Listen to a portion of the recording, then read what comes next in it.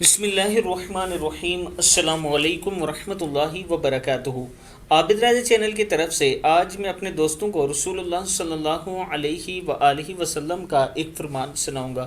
آپ دوستوں نے اس پر ضرور عمل کرنا ہے۔ اس سے پہلے میں اپنے تمام دوستوں سے ریکویسٹ کروں گا کہ ایک بیوہ عورت ہے جس کا میں گھر بنا رہا ہوں، آپ دوستوں کے تعاون کی ضرورت ہے۔ تقریباً میرے پاس 6 لاکھ روپیہ جمع ہو چکا ہے۔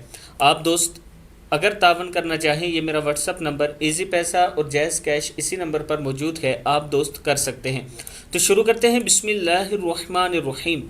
حضرت ابو ہریرہ رضی اللہ تعالیٰ عنہ بیان فرماتے ہیں، ایک شخص نبی اکرم صلی اللہ علیہ وآلہ وسلم کے پاس آ کر عرض کرنے لگا، اللہ کے رسول صلی اللہ علیہ وآلہ وسلم، کون سا صدقہ اجر اور ثواب میں سب سے بہتر ہے؟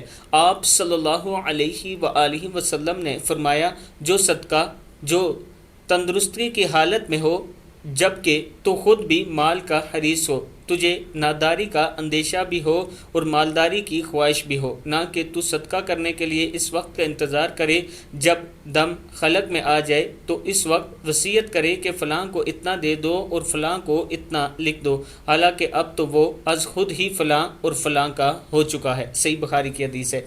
یعنی جب آپ کے پاس مال اور دولت موجود ہو، آپ صحت مند ہو، اس ٹائم آپ صدقہ خیرات کیا کریں۔ ایسا نہیں کہ مرنے کے ٹائم آپ وصیت کریں کہ فلاں فلاں کو اتنا دے دو۔ اس پر رسول اللہ صلی اللہ علیہ وآلہ وسلم نے فرمایا کہ وہ ویسے ہی فلاں فلاں کا ہو جاتا ہے آپ کے مرنے کے بعد۔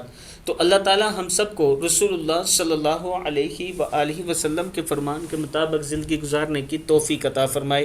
السلام علیکم ورحمۃ اللہ وبرکاتہ۔